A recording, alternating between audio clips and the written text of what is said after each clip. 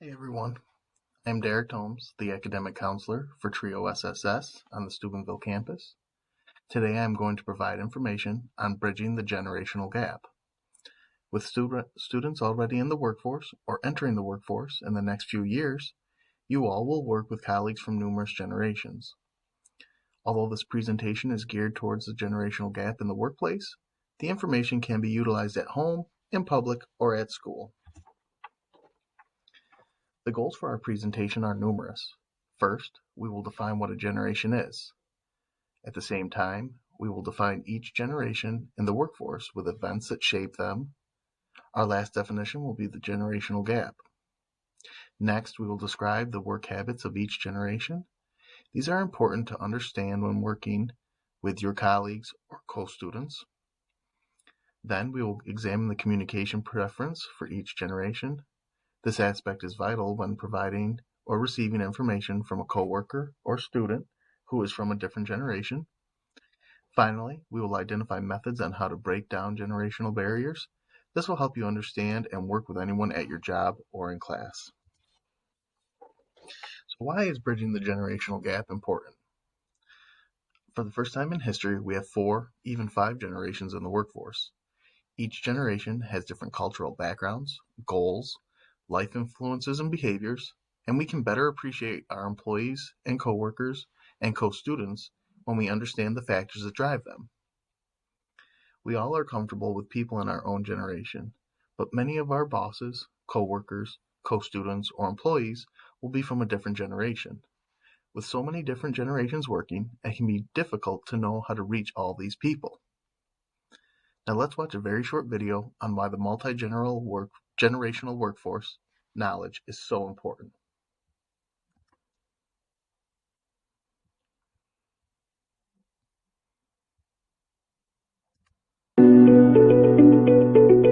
Organisations need to ask themselves whether a single set of approaches works for all of the generations in an organisation, whether their benefits platform works for somebody in their 20s or somebody in their 70s, as retirement age is only going to go up.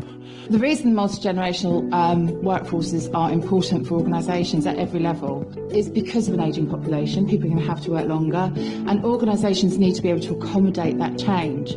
I think that there's lots that each generation can learn from another, but I also think that we tend to talk about Gen Z, Gen X, baby boomers, but that's suggesting that they're all the same within that generation, and they're not. They're as diverse within the generation as they are across generations, and so therefore it just adds to that rich tapestry of organisations.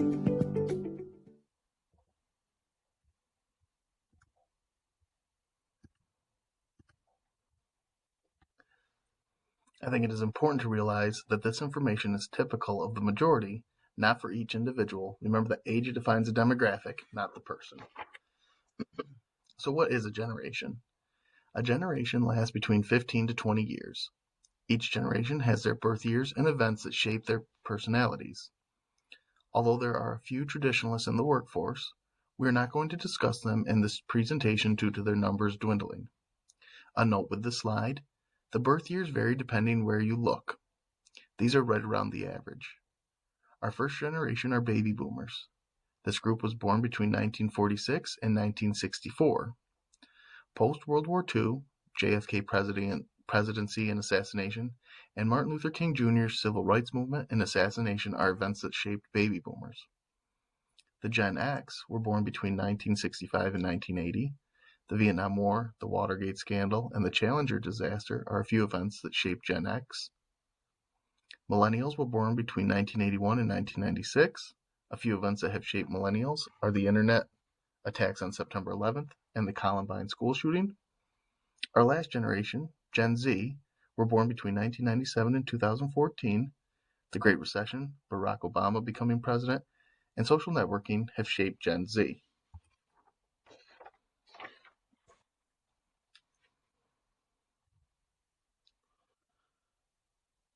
So what is a generation gap?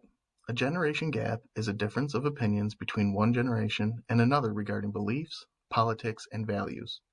In today's usage, generation gap often refers to a perceived gap between younger people and their parents, grandparents, and coworkers. Let's begin by discussing the work characteristics of baby boomers. One of the baby boomers' strongest characteristics is their strong sense of community.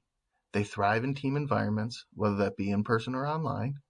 They enjoy group collaboration activities that give them the chance to solve problems with their peers and benefit from the experience and skills of others.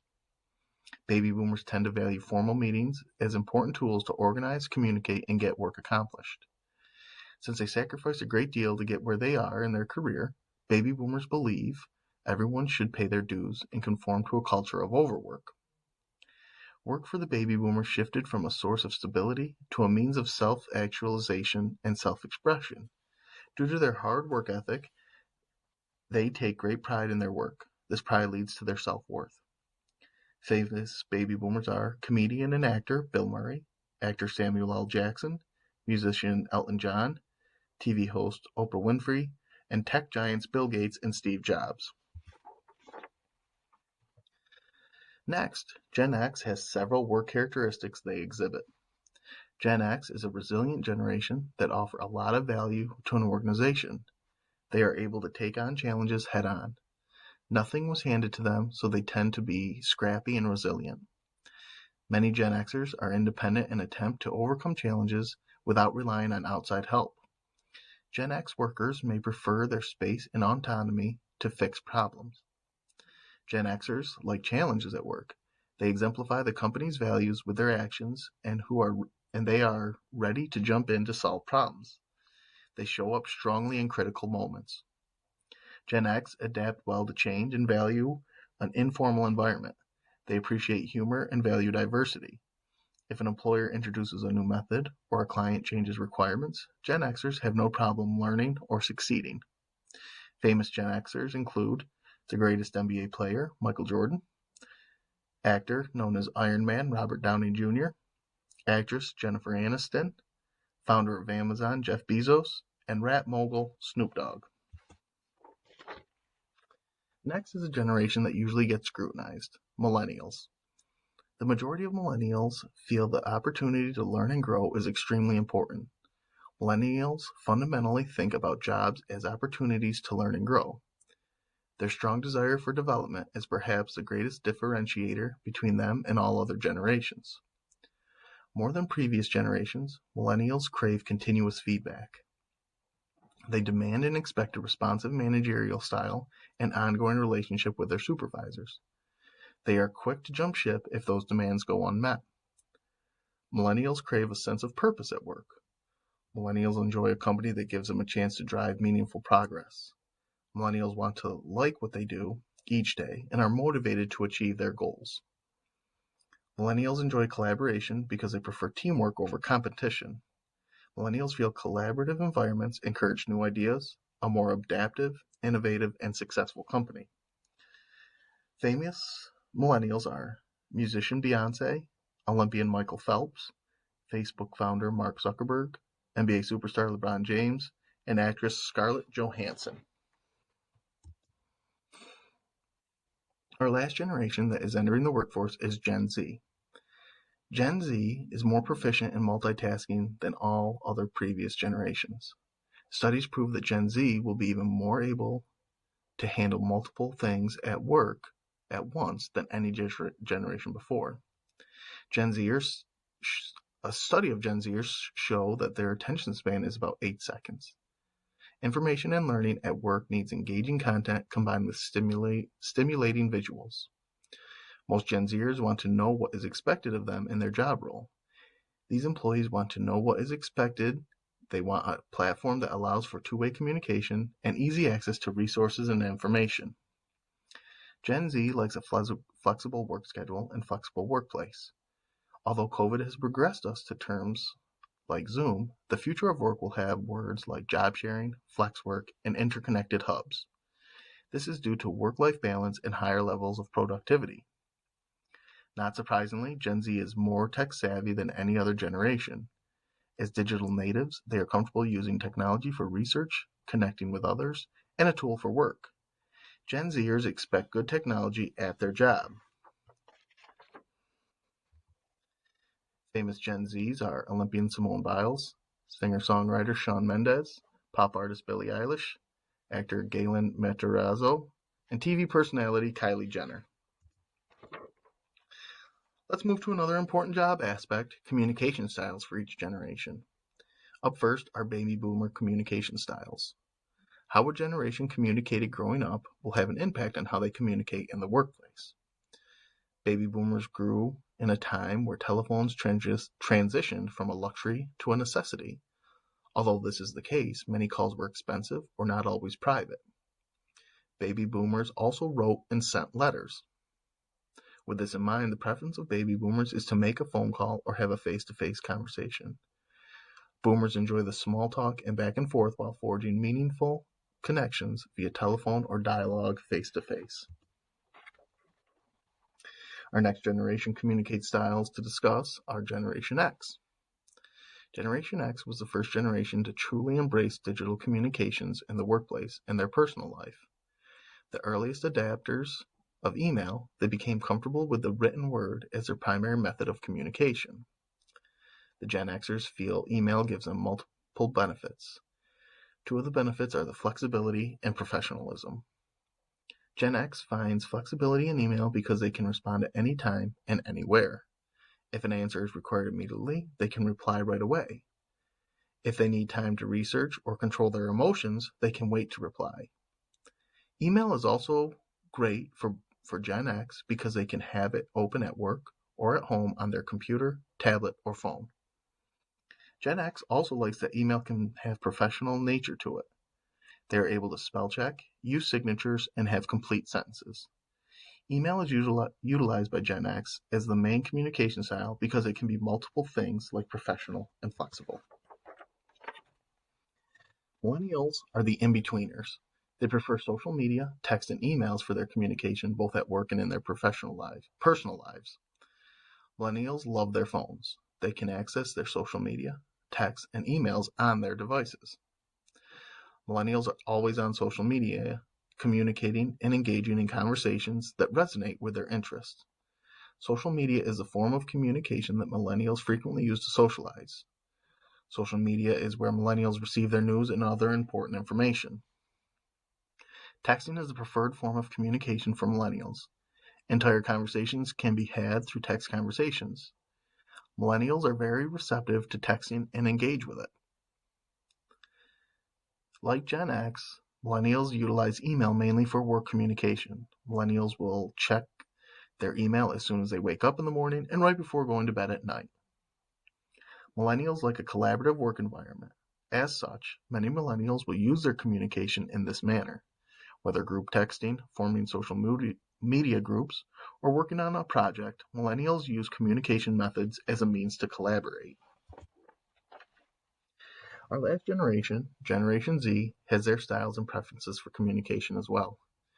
With Generation Z having the shortest attention span, it is imperative to keep communication brief and where they feel most at home, on their devices. Generation Z is a generation of instant. As the first generation of digital natives, they're not only used to the availability of information, but also to the immediacy of information. Most of Generation Z would prefer to text over talk. Gen Zers communicate in bite sizes. Punchy headlines or razor-sharp text resonate much better than lengthy chunks or long-winded passages. Visual content is paramount for Generation Z. The visual experience is taking over for Gen Zers. Visual culture is more important than ever. Image and video based is important with communication for Gen Z. There's a demand for pretty pictures and colorful images. Video is full of rich content and very versatile. Gen Z appreciates the variety and options of video as well. With this many different generations in one workplace, it can create both negative and positive outcomes while at work. First, the negative consequences of a diverse workforce. A generational gap in the workplace can make workers both young and old feel inferior, as well as hamper productivity and teamwork. This can create conflict. A member or group from one generation can stereotype a member or group from another generation.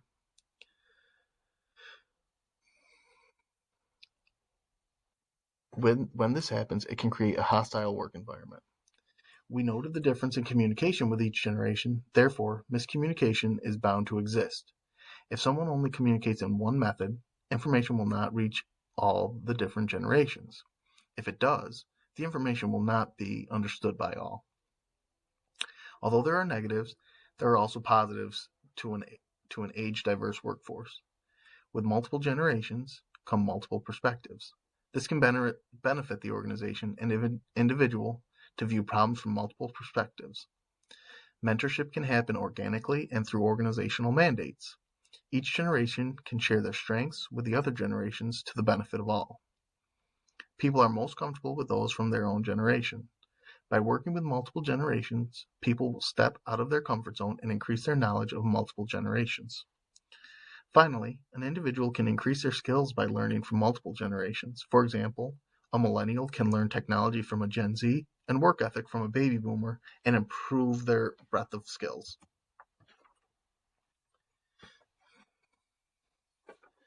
So how do we break down the generational gap and gain the most benefits from a multi-generational workforce? First and foremost is that communication is key. Finding ways to communicate is critical to success. An acronym to remember is TAP.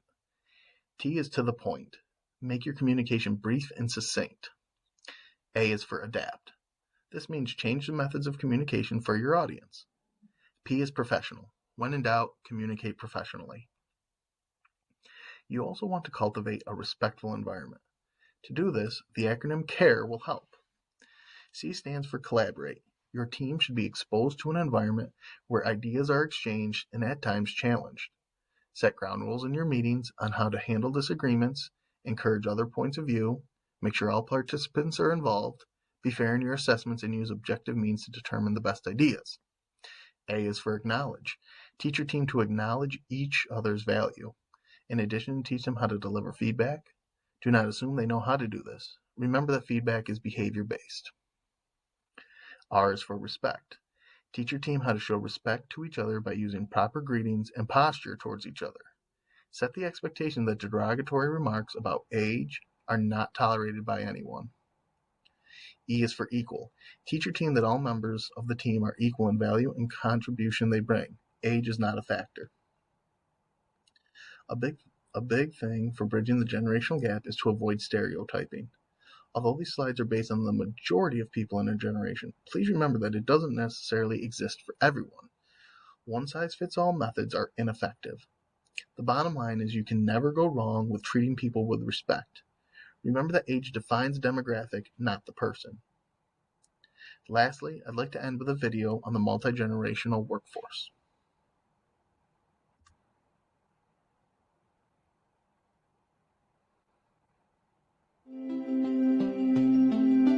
Because of the increasing diversity in workplaces, you're seeing people working together now in groups that people can be very different on all sorts of dimensions. So it can be in terms of their educational backgrounds, their race, their age, their gender. One of the benefits of having people from diverse backgrounds is that they bring different ideas and innovation, but the difficulty is that they have a hard time communicating. The managers have to figure out how to tackle that communication problem so those innovative ideas can percolate and be shared in a really safe place. Today, we have members of 4 generations working side by side. If you only focus on investing in younger people, that's to your detriment because the workplace is aging. And so you're not going to really have the opportunity to only rely on investments in younger people. You won't have enough people to work for you. There's lots of research that shows that there's a bias against older workers in terms of offering them training. And the idea is a lot of times that there's not a long window to sort of get the returns on that investment, which is really interesting because, in fact, turnover is higher among younger people than older people.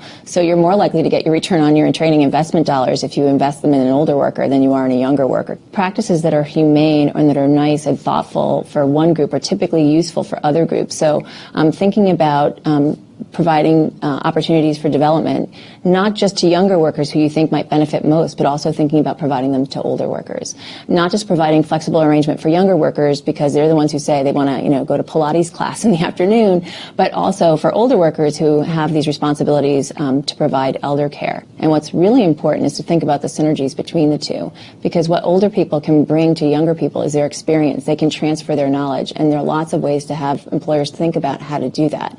One is mentorships, and those can be, having the older workers bring the younger workers up to speed in what they know, but increasingly employers are using reverse mentorships, where you have younger people actually bringing to the older people skills and techniques and technologies that the older people didn't really get to know when they were younger. There is something called social exchange theory. What that means is, as an employee, I'm likely to invest a lot in my employer if I think my employer invests a lot in me. And so the more I see my employer doing good things for more people, the more likely I'm to be motivated to reciprocate and give back. So when you have an employer who's interested and who does a good job creating a climate of inclusiveness around all these different dimensions, age, race, gender, religion, then employees say, wow, this is an employer that's willing to invest in me and willing to invest in my colleagues. I'm going to give back by working harder and being more committed to this particular organization.